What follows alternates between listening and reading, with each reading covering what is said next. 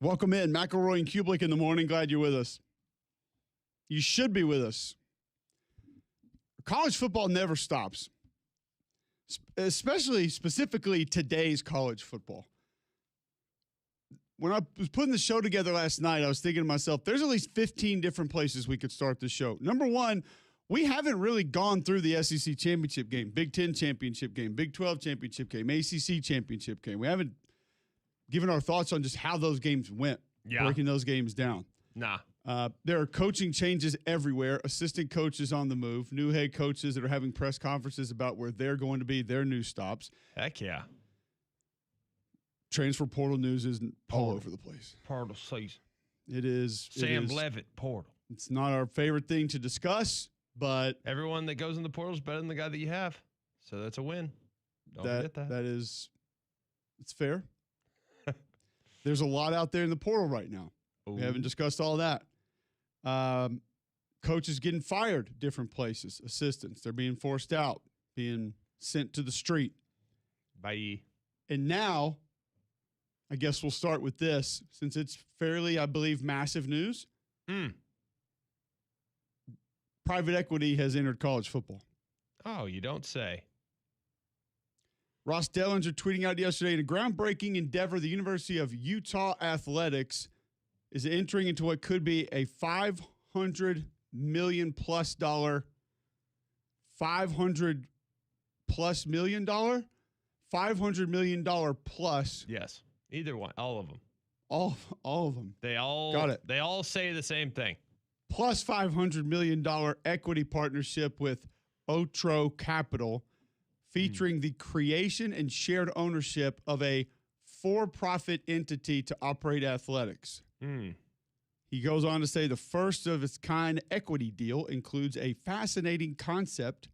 Utah is inviting its most prominent boosters to purchase a stake in the new private athletics company, Utah Brands and Entertainment, LLC. That was based on our pre-show conversation. The University Otro Capital and donors will share ownership. Though Otro Capital will own a large stake in the new athletics company, the university owns the majority and retains decision-making powers. That's usually how things go when someone else owns the majority of it. Through its president and AD Mark Harlan, who will chair a governance board overseeing Utah Brands and Entertainment, LLC. All right, a lot of different ways to go with this. Yeah.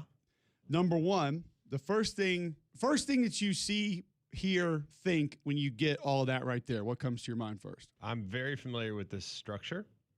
I'm extremely familiar with Otro Capital. And I am jealous that Utah did it first. I think it's where things could be going.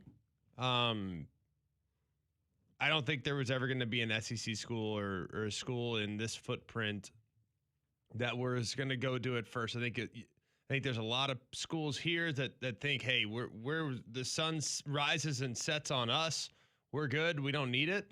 But I think it's going to be fascinating case study to see what happens with Utah going forward with this and how much of an influx from capital, and allows them for capital infrastructure improvements, allows them not to at all concern themselves with the rev share model now, things like that.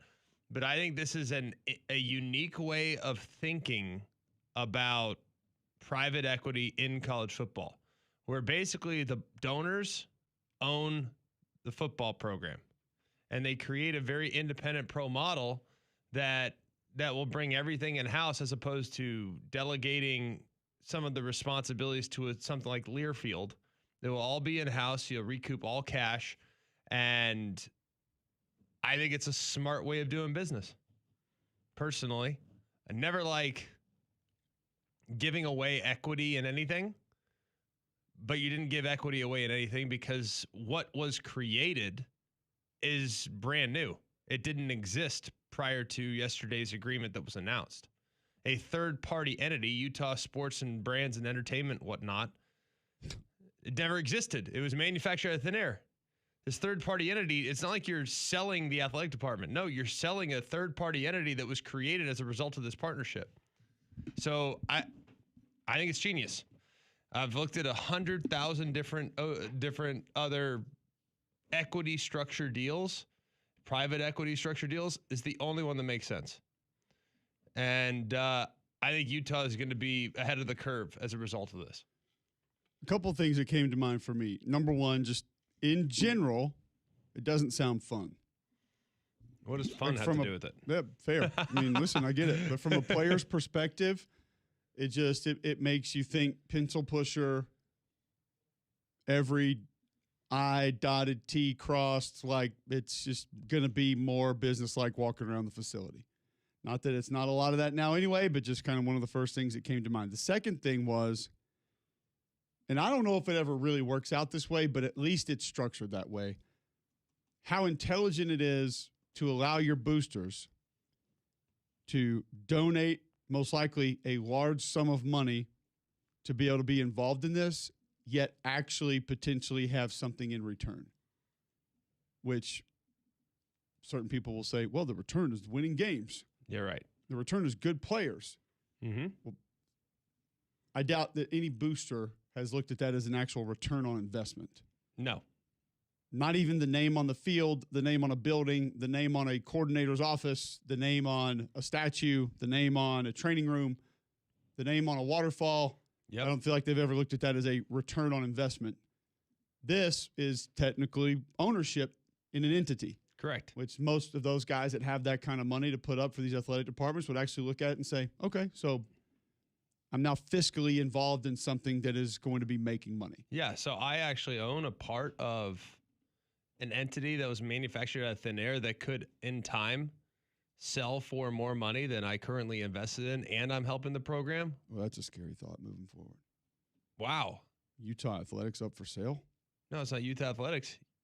Utah Sports and Entertainment, or whatever the heck. Utah Athletics controlling entity up for sale. My bad. It's no different. It'd be like you and me, Mac and Cube. Right now, we work for Cumulus, no? It'd be no different than you and I starting an LLC together. Right today. Have a lawyer paper it up. You and I start an LLC today. And within that LLC, we decide, you know what?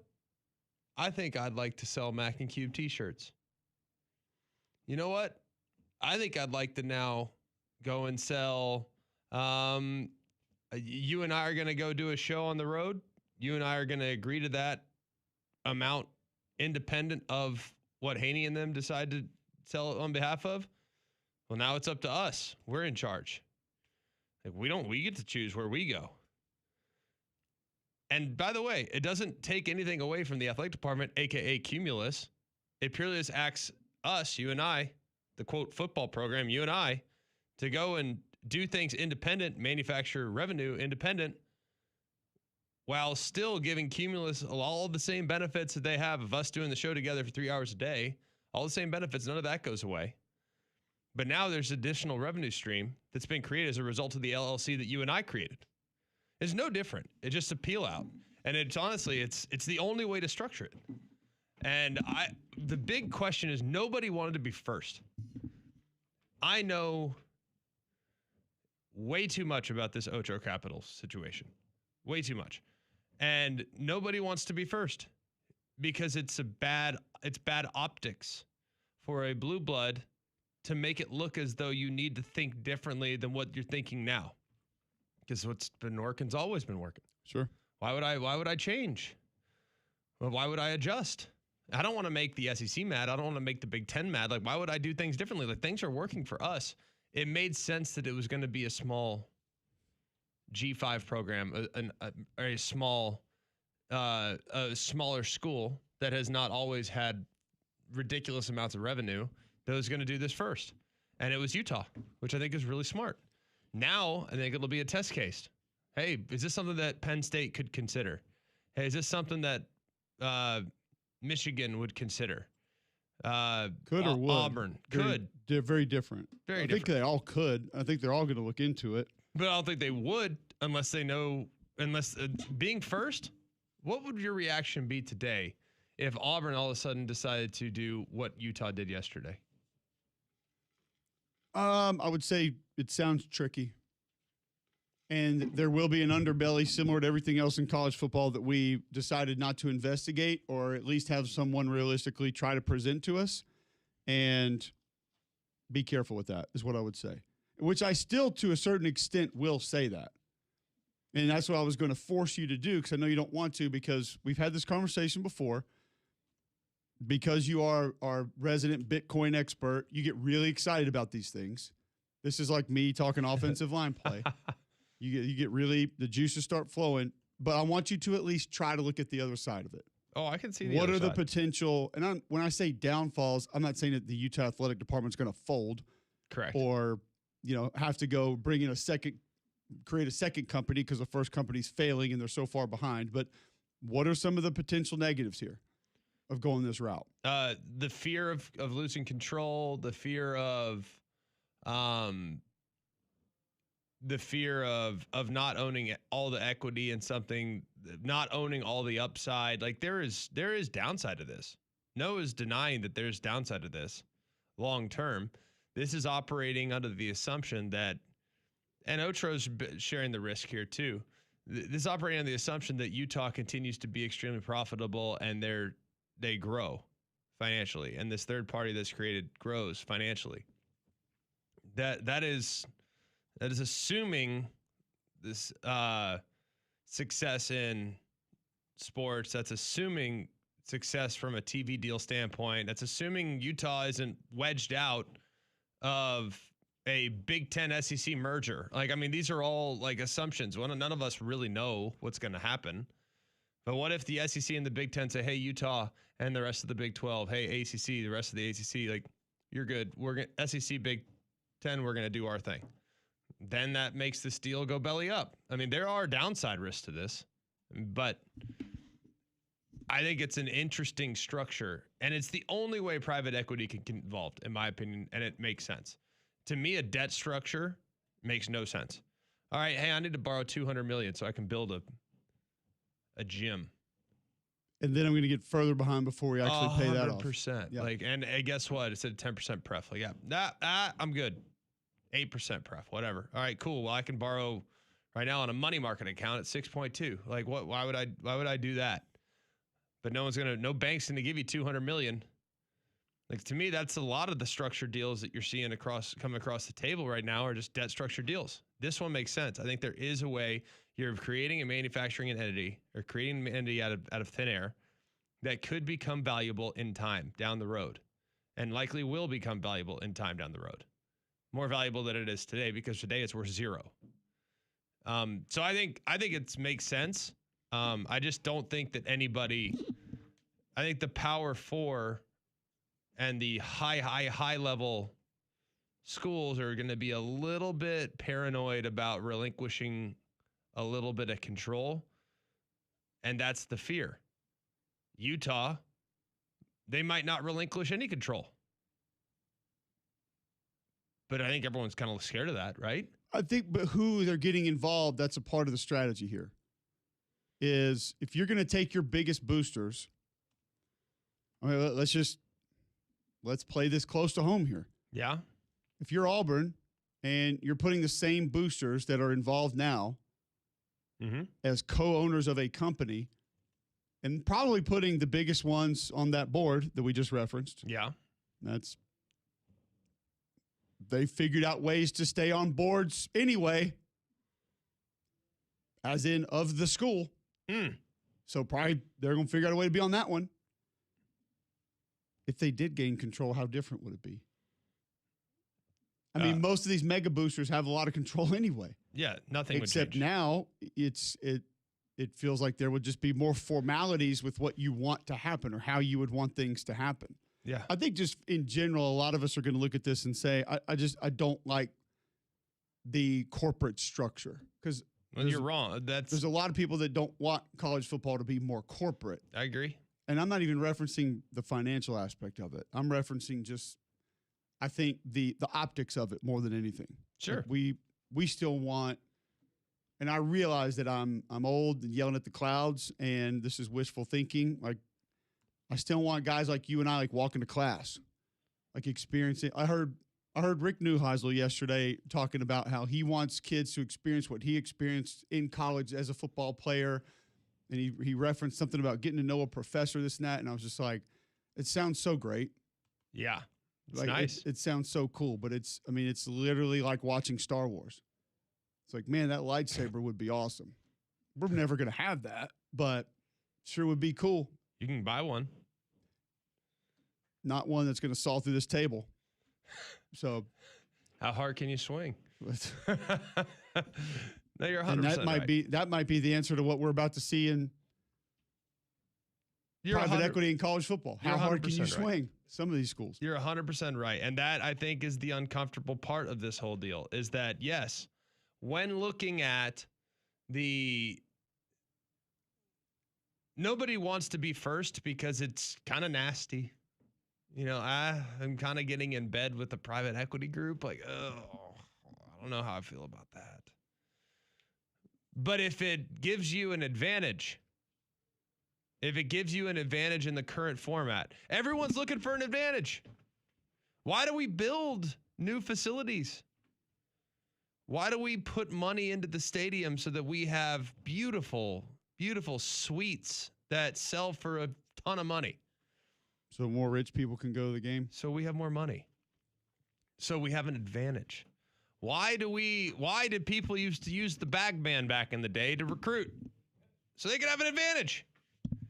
Everyone's looking for an edge. Everyone's looking for an advantage. It's hard to find them nowadays, by the way, and especially in the world in which we're going to get, where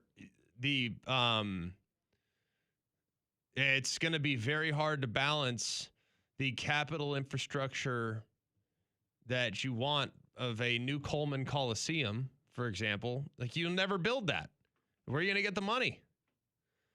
You'll never build that. You want to improve the Jordan Hare, which desperately is needed. Where are you going to get the money? Now you got to account for $20 million that's out the door before you even start to run your overall year-end budget. So, like, it makes sense. And if the goal is to create an advantage, this is a way to create an advantage, as opposed to doing it like everybody else. Hey, yeah, Learfield, you got us. Go sell our suites. Go sell our tickets. Go sell our sponsorships. Make sure we have the chip company that the Bear liked back in the day. What's it called? The chip company? Yeah, the chips. Golden Flake. Make sure we have Golden Flake. Like, honor. You want to know how far we've come? I actually initially thought Chris Felica when you said that. I love it. I'm just saying, like, I love it. He's like, I didn't know Felica did chip commercials. No. And then I started thinking, since he's like a gambling guy, like casino chip company. Casino chips. Like, okay. I hadn't seen that ad. No, like, I mean, honor your old traditions to an extent, but like, there's a new world coming, and if it gives you an advantage, I think you got to be open to it. And I don't think the Blue Bloods feel like they need the advantage yet, which is fair. A school like Utah, we'll find out now. Does it give them an advantage? If Utah all of a sudden starts bringing in great players, Utah all of a sudden starts building state-of-the-art facilities, and Utah all of a sudden is the gold standard in the Big 12 without the deepest pockets in the Big 12, that'll be fascinating. Give it a couple years. We'll see. Dan Wetzel will go further with us on this subject at 8 o'clock this morning. Gabe Eichert will be with us at 8:40. He'll help us begin to preview Oklahoma, Alabama. The Coach William Sanderson with us today at 9. Tomorrow, I almost said Taylor Swift. Heck yeah. Taylor. Slight difference. There may be a little bit more of a mob here if that were the case. Taylor Hicks will be in studio. Not going to reference which one we would prefer, but he will be here in studio tomorrow, and we'll have the coach today instead of tomorrow. So a lot on the docket today. Your phone calls, 800-239-9569. What do you think when you hear private equity in college football? We discuss it more next on Jocks.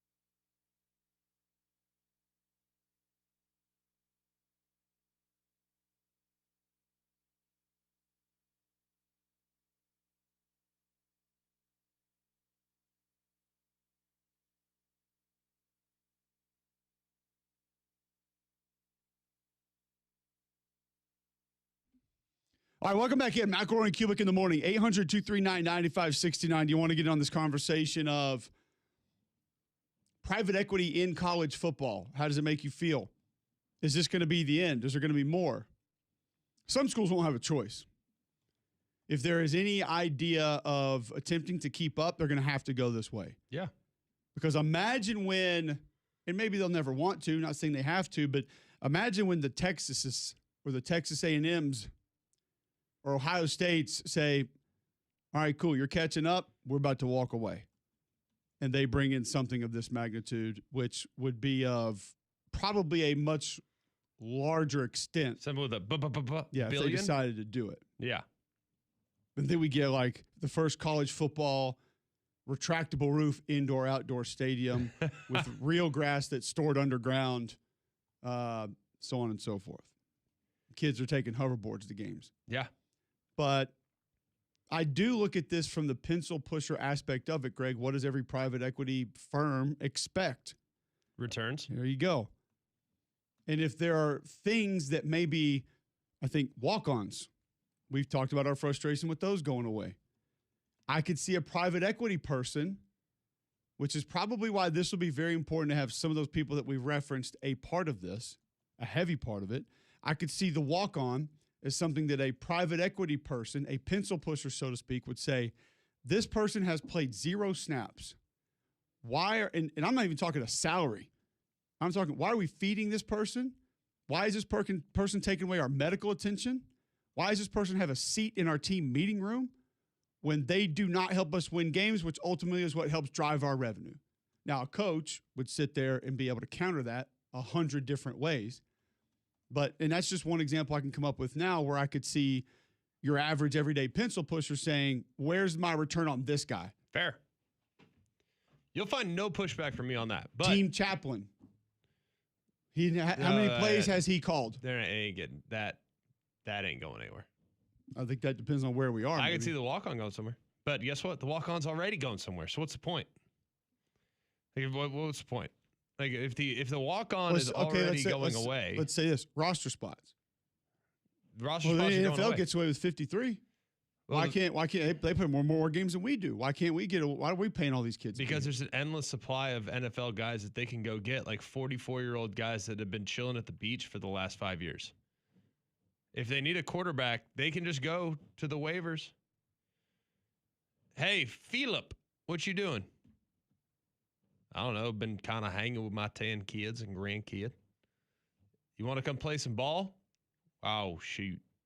Yeah, I'll play. Sign them up. There's a 44-year-old quarterback that hasn't played in 5 years. It's on a practice squad. So it's a little different in the NFL when it comes to rosters. They've already cut it back to 105. That's next year. And honestly, Cole, honestly, do you think we really need 105 guys on a team? You've played. Just get rid of red shirts and let's call it a day. No, we don't. Yeah, I think that's coming anyway. I mean, I do think from, like you said, the reason I do think you need more, let's just reference it to the NFL, outside of the fact that, like you said, in the NFL, you can just go get another guy for a week. I mean, Phillip Rivers is about to be on a team again. Yeah, that's what I'm saying. So, but some of these kids are not going to be ready to play right now physically. That's still a thing. You think you're ready to play at 44 off the street? I was, well, no, but I'm talking entering college. Some kids physically are not going to be like Emmanuel Henderson at Alabama a couple of years ago. Yeah. He might have been the fastest kid on the team, but physically he wasn't ready to handle the ball 15, 20 times a game in the SEC. No. He needed a year in the weight room. He needed a year in nutrition. These kids that are coming from 2 and 3A schools, they need a year of physical acclimation to understand what it's going to be like.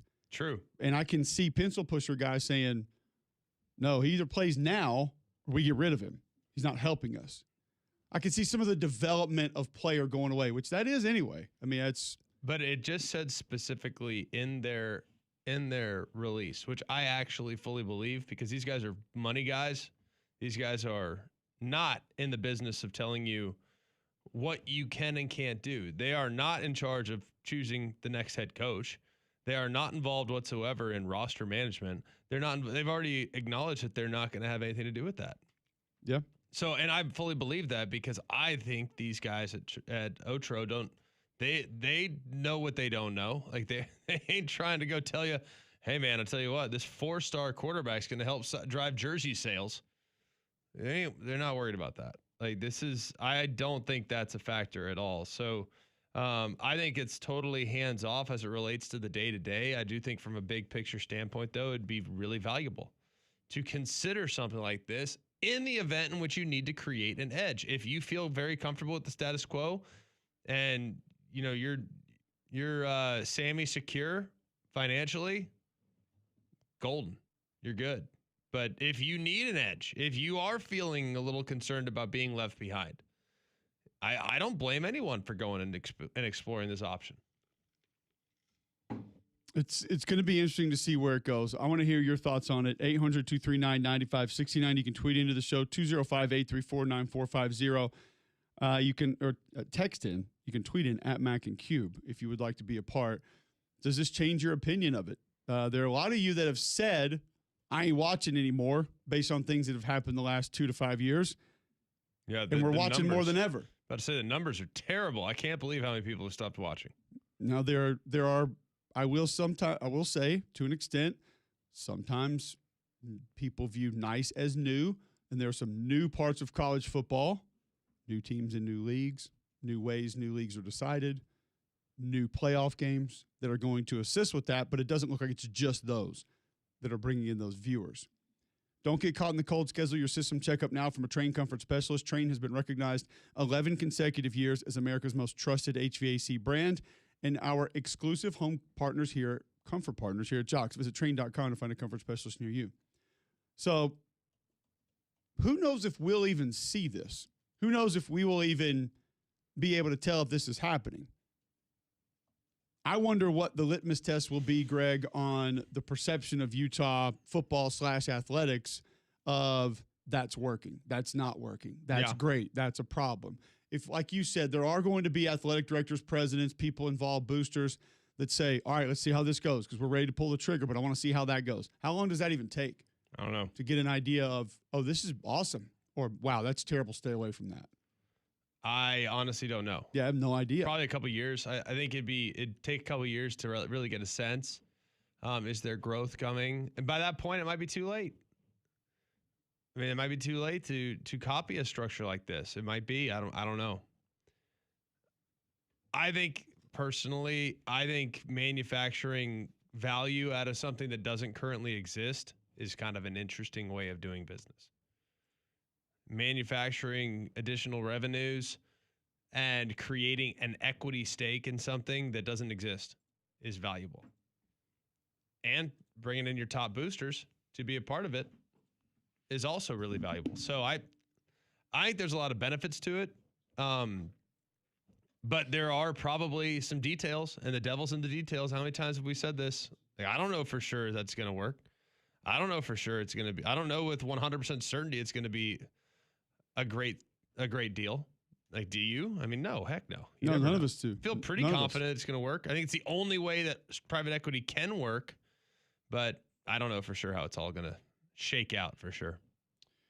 John, when you heard this, what do you think? What do you feel about this actually being real right now in college sports, college football? While I think it probably ultimately might be a good thing, I'm glad my team's not first. Yeah, I'm the kind of guy that when the Windows update comes out, I'll let it sit for 2-3 weeks. Let other people do it just to make sure there are no bugs, there are no glitches, there's no something like that, because I want to make sure everything works before I try something. I'd rather let someone else be the canary in the coal mine. I'm happy with not being first. When a new body style of a vehicle comes out, you'll wait for the next year of that body style. Don't need it first. I'm cool. Yeah, not me. I'm the exact opposite. Yeah, you had Tesla way before anybody else did. It's true. And when everybody got it? And then when you and I were going 35 miles an hour on the interstate without the air conditioning on and no radio because you were afraid the battery was going to die, you decided to go get a real car. Yeah, but we were ripping, weren't we? How was our carbon footprint? We didn't stop for gas. How was our carbon footprint that day? I guess sweltering, apparently. How much you care about that? Hey, I made up for it in time. I went straight GMC Sierra after that. You did. YOLO. You did. Hey, boys. And now about to go. I've been carbon neutral. I've been carbon neutral for a couple Thought weeks. to put as many hundreds on the back of that as you can. 1,500, 2,500. Y'all got a 7,500 Sierra take HD? That thing going in the parking deck? Probably not. I don't care. I'm going to park it outside. All right, so get your thoughts. 800-239-9569. Text into the show, 205-834-9450. Do you like this? Do you hate this? Private equity in college sports. We'll continue the conversation right after this on Jocks.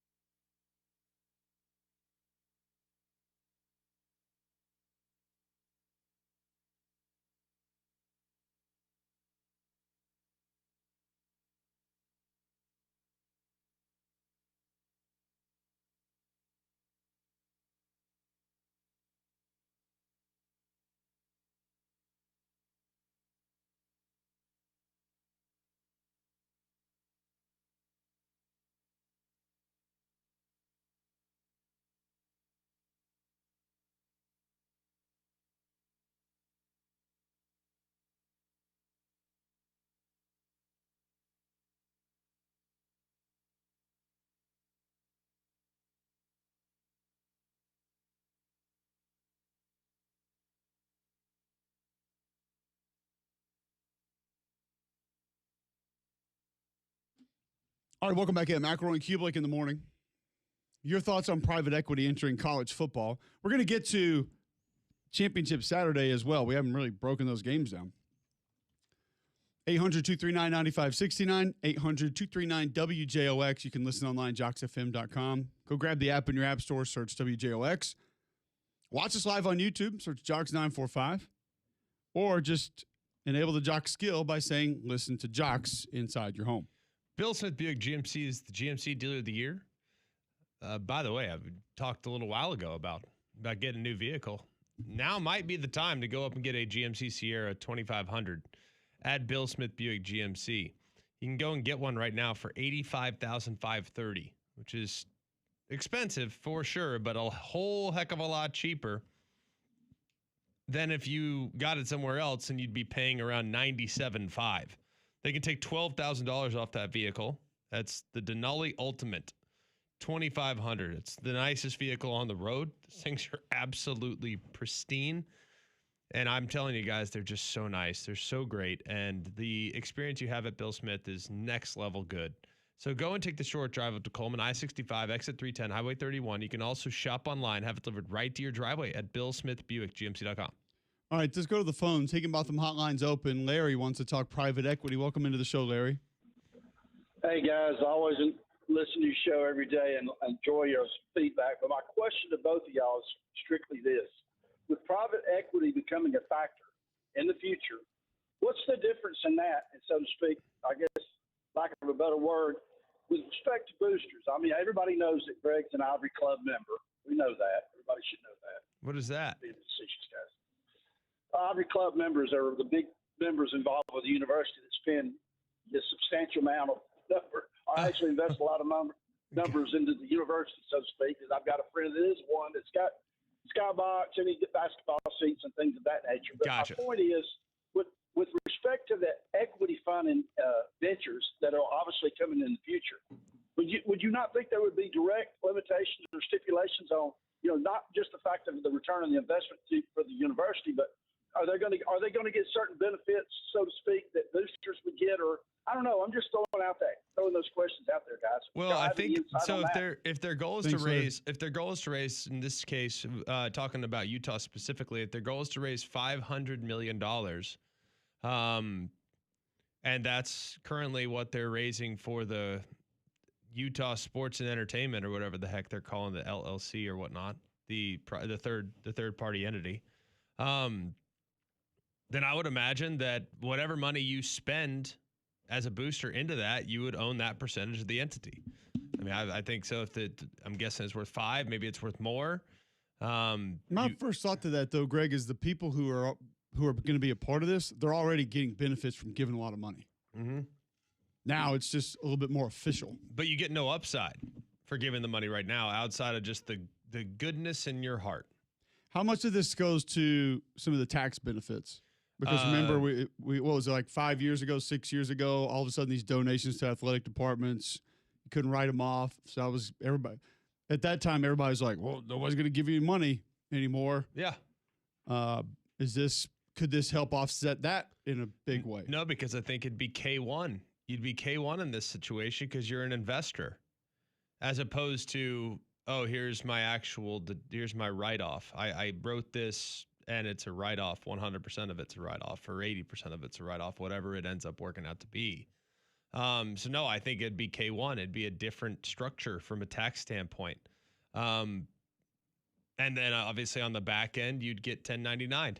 So no, I don't think it'd be advantageous financially, but here's my biggest concern about what we currently rely on in college athletics. We have a lot of rich people right now writing checks to their university, no? Yes. A lot of rich people writing checks. And what would you say is the average age of that person that's writing checks? 74. Probably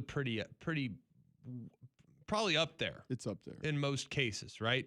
We don't have a lot of 32-year-olds that are like, golly, man, I made a bunch of money and sold a company at 27. I think I want to write a bunch of checks to Alabama or Auburn. There's almost none. None.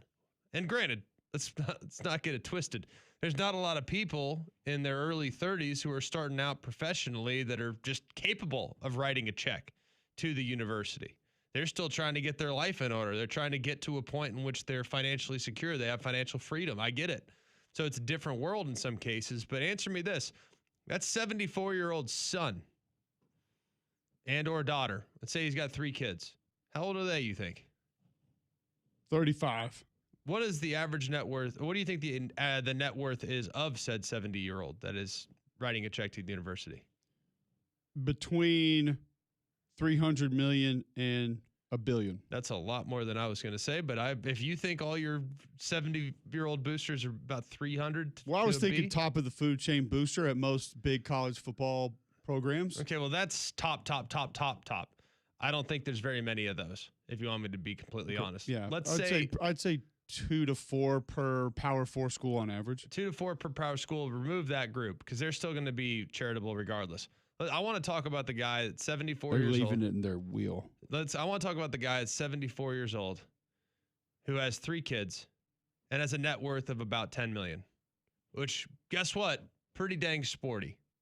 I think he's buying the upper tier season ticket package and maybe attending something that costs a little extra to be able to attend. He's not building indoor facilities or having libraries named after him. He's not, but when he dies and those 3 kids get $3.5 million each, that's pre-probate. But then again, right now the gift is what? It's not going to the athletic department. Not $1 of it is. So let's imagine the gift person that's worth $30 million, who can move the needle more than likely within the university circles. He dies, each of his 3 kids are getting 10 a pop. But do you think those kids at 10 a pop are going to be giving a lot of money to the university?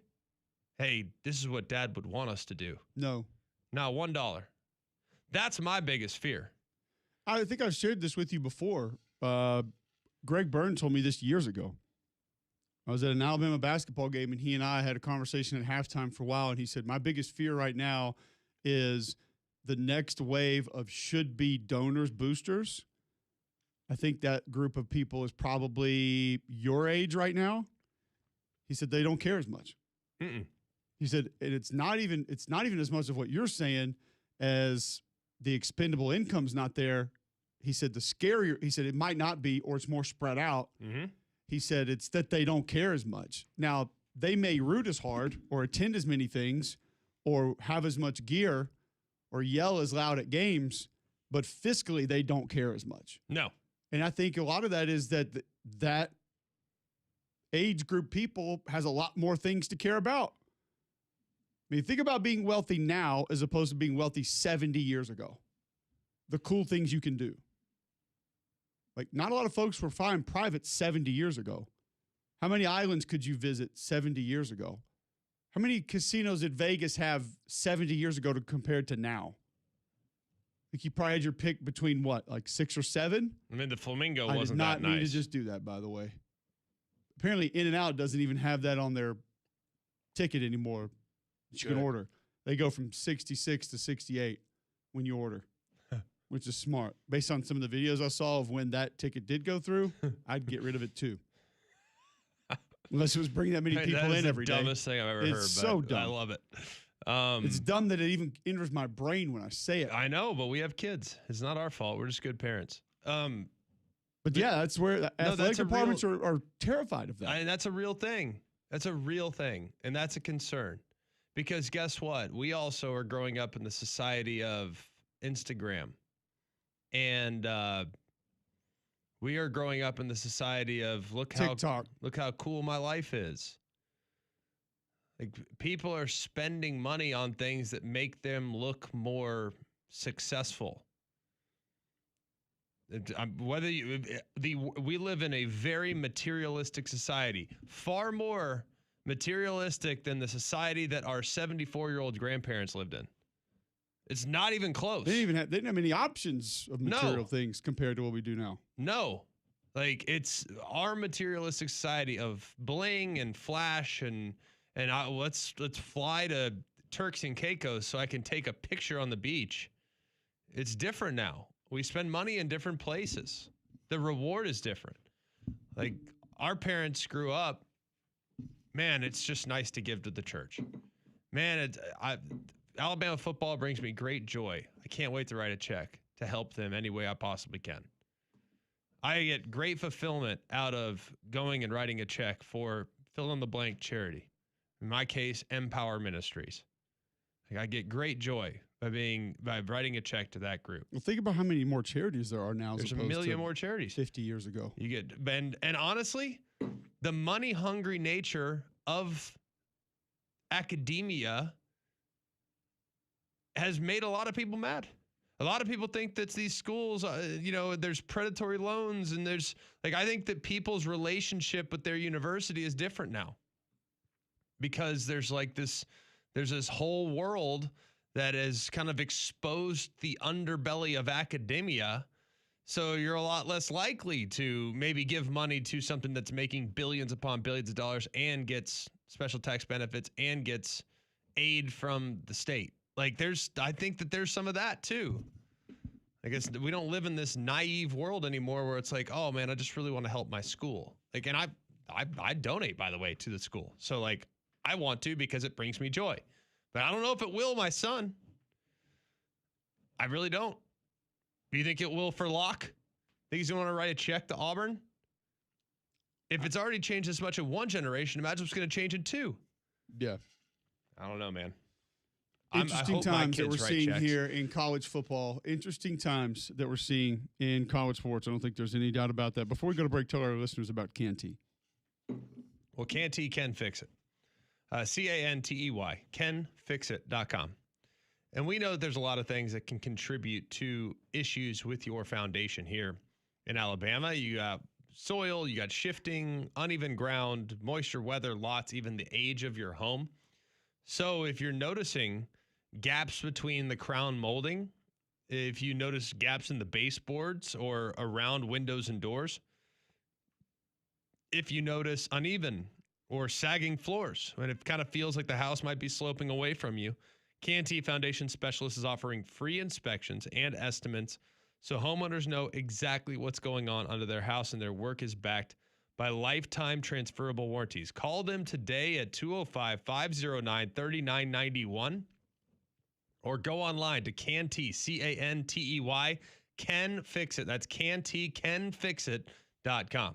Back to your reactions next, right here on Jocks.